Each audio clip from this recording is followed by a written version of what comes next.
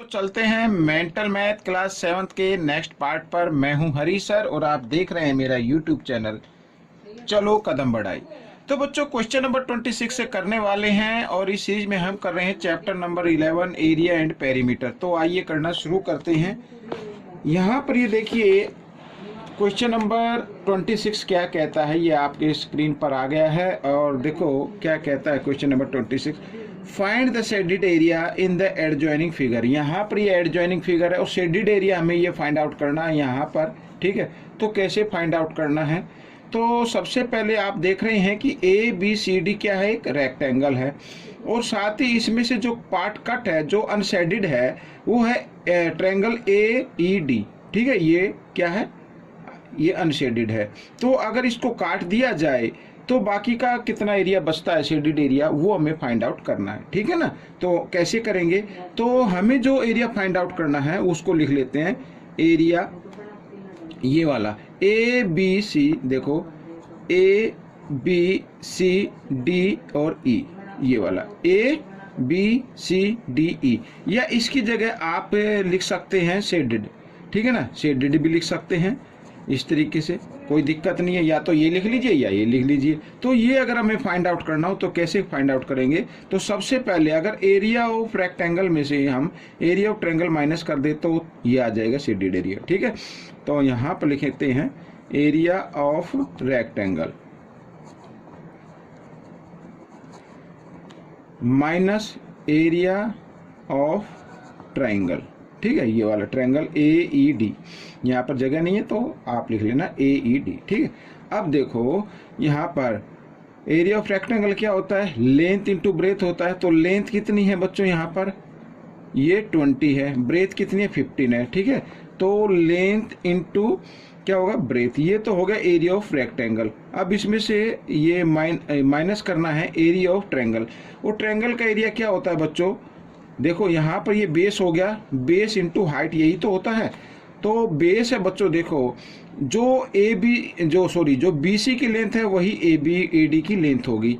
तो यहाँ पर मैं लिख लेता हूँ 1/2 बेस है कितना 15 और इंटू हाइट कितनी है, यहाँ पर ये 10 दी हुई है ई एफ, ठीक है, ये 10। तो यहाँ पर मैं लिख भी देता हूँ A D equal B C equal 15 centimetre, ठीक है। Opposite sides of triangle are equal in length. तो 2 से हम करते 2 1 जा 2 और यहाँ से 2 5 जा 10, ठीक है। तो 15 2 जा होता है 30, 10 तो 10 लगा दीजिए इसमें और माइनस 15 5 जा होगा 75। अब 300 में से 75 माइनस कर दे तो 225 आ गया। तो ये एरिया ऑफ शेडेड रीजन आ गया बच्चों, ठीक है। शेडेड एरिया भी आप बोल सकते हैं और एरिया को स्क्वायर में लिख देना है। तो ये आपका क्वेश्चन सॉल्व हो गया। आइए करते हैं नेक्स्ट क्वेश्चन।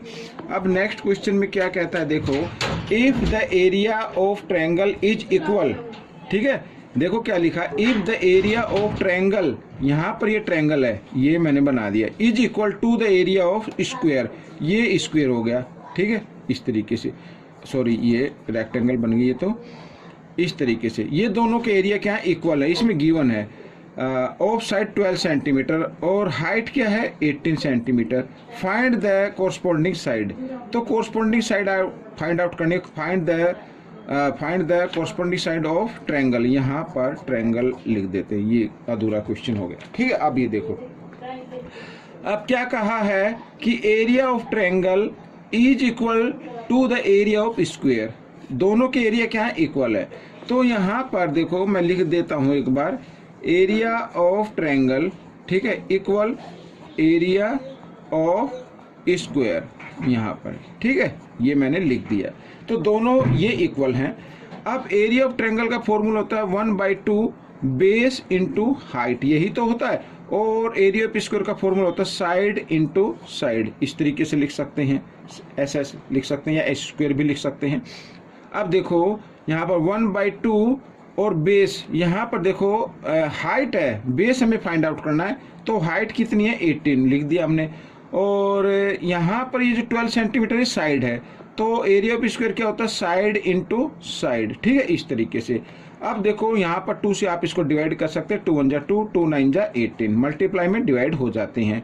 तो यहाँ पर b इंटू 9 आ जाएगा और इधर कितना आएगा 12 इंटू 12। अब 9 इधर मल्टीप्लाई की फॉर्म में रहेगा, ठीक है ना, 9 मल्टीप्लाई की फॉर्म में रहेगा और जो इधर मल्टीप्लाई की फॉर्म में होता है वो इधर आकर ये डिवाइड में आ जाता है। तो 3 से हम इसको डिवाइड कर सकते हैं, 3 3 जा 9, 3 4 जा 12, फिर यहाँ पे 3 1 जा 3, 3 4 जा 12, तो 4 इंटू 4, 4 4 जा हो गया 16।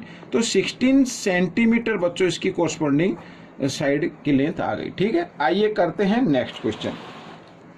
क्वेश्चन नंबर 38, यहाँ पर देखो क्या कहा है, बिल्कुल, a wire bent in the form of rectangle with length 65 centimetre and breadth 35 centimetre.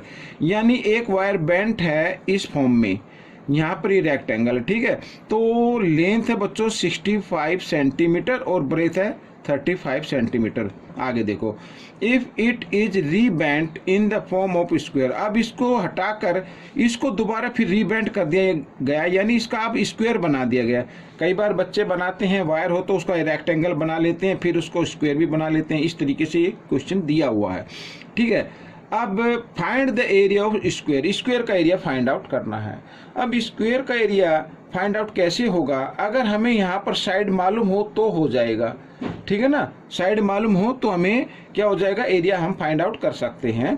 तो साइड तो इसमें नहीं दी हुई है, तो हम क्या करेंगे, साइड निकालेंगे, ठीक है। अब यहाँ पर बच्चों देखो, यहाँ पर वायर का जिक्र किया गया है कि वायर जो है वो रेक्टेंगल की फॉर्म में है, अब उसको फिर स्क्वायर की फॉर्म में बना दिया गया। इसका मतलब जो वायर इसमें लगा हुआ है वही वायर इसमें आएगा। कहने का मतलब है दोनों के पेरीमीटर क्या हो जाएंगे, इक्वल हो जाएंगे, ठीक है ना। तो यहाँ पर मैं लिख देता हूं, perimeter of square equal perimeter of rectangle. दोनों इक्वल होंगे ना भाई, दोनों में तो वायर सेम लगा हुआ है, तो उसका मतलब पेरीमीटर इक्वल होंगे।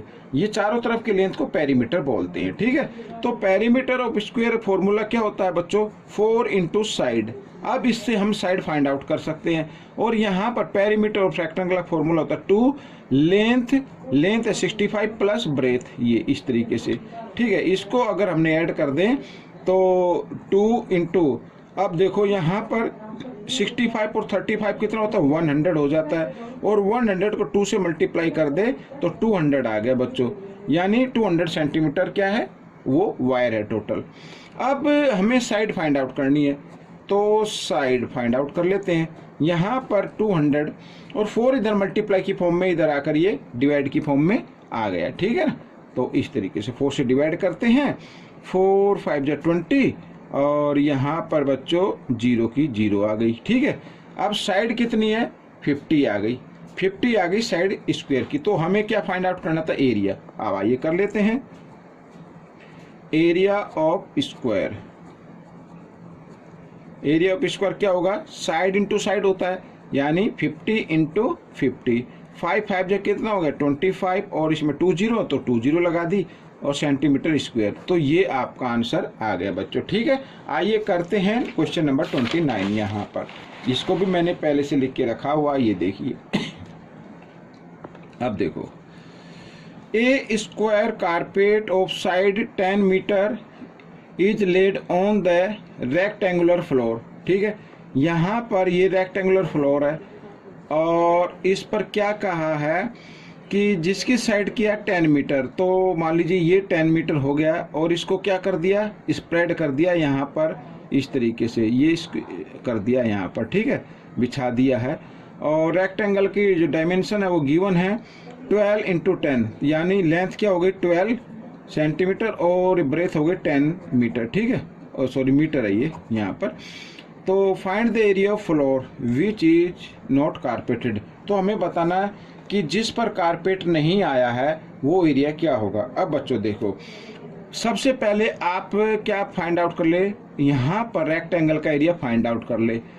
अब रेक्टेंगल का एरिया फाइंड आउट होने के बाद फिर आप करेंगे कारपेट का एरिया, ठीक है। कारपेट तो इसमें आया है, तो कारपेट का एरिया, अब रेक्टेंगल के एरिया में से कारपेट का एरिया माइनस कर दो, तो बाकी जो एरिया बचेगा इसका मतलब उस पर कारपेट नहीं आया है। ठीक है, तो यहाँ पर देखो एरिया ऑफ फ्लोर हमें फाइंड आउट करना है। एरिया ऑफ फ्लोर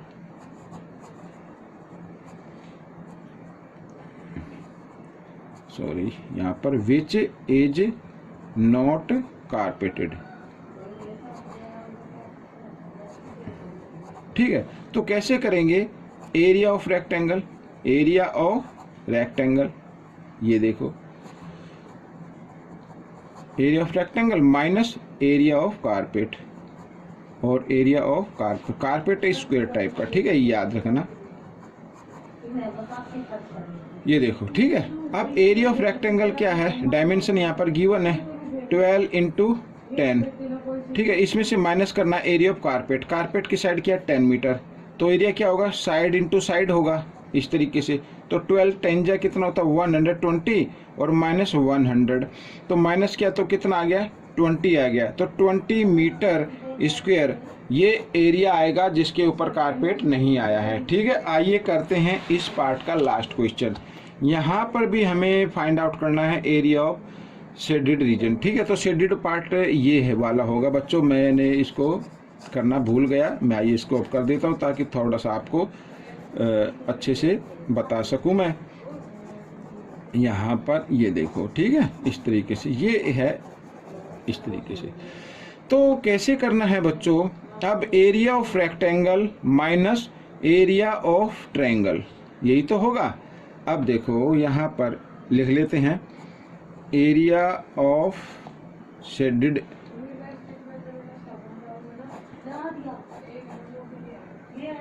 ये फाइंड आउट करना है शेडेड एरिया, शॉर्ट में लिख लेते हैं। तो कैसे करना शेडेड एरिया का? एरिया ऑफ रेक्टेंगल, यहाँ पर एरिया ऑफ रेक्टेंगल, और इसमें से माइनस कर देना है area of triangle, area of triangle. ठीक है, तो रेक्टेंगल का एरिया क्या आता है बच्चों? अब ये देखो लेंथ इंटू ब्रेथ, यही तो होगा, लेंथ इंटू ब्रेथ। ठीक है, तो यहाँ पर लेंथ इंटू ब्रेथ ये हो गया, ब्रेथ है 6 सेंटीमीटर, इसमें से माइनस करना एरिया ऑफ ट्रायंगल। अब ट्रायंगल तो 1/2 बेस इंटू हाइट होता है, तो बेस तो यही होगा 12, और हाइट कितनी हो जाएगी? हाइट बच्चों ये हो जाएगी, ये वाली हाइट मानी जाएगी, ये वाली हाइट। ठीक है, ये हाइट मानी जाएगी, तो यहाँ पर 6 लिख देते हैं। तो 12 6 जा कितना होता है बच्चों? 12 6 जा होता है 72, और माइनस यहाँ पर 2 से इसको कर देते हैं, 2 1 जा 2, 2 6 जा 12, 6 6 जा 36। तो इस तरीके से, तो 72 में से 36 माइनस कर दें तो 36 सेंटीमीटर स्क्वायर ये आपका शेडेड पार्ट का आ गया। अच्छा, एक चीज़ और मैं आपको बताना चाहता हूँ, देखो इस तरीके से यहाँ पर अगर मान लीजिए ये हमारे पास ये ट्रायंगल है, अगर ये वाला शेडेड पार्ट हो तो ये तो बड़ी आसानी से हम निकाल सकते हैं, ये तो हम बड़ी आसानी से निकाल सकते हैं। ये आ जाए, अगर एरिया ऑफ शेडेड पार्ट का एरिया निकालना हो तो फिर क्या होगा? बेस इंटू हाइट, और बेस आपको मालूम ही है 12 है और हाइट आपको 6। ठीक है, तो इस तरीके से आप कर सकते हैं। तो बच्चों ये फर्स्ट पार्ट कंप्लीट हो गया है। आपको ये पार्ट कैसा लगा मुझे ज़रूर बताएं, और इसमें से सीखकर दूसरों को सिखाना। मिलेंगे नेक्स्ट पार्ट में। Till then keep watching and thanks for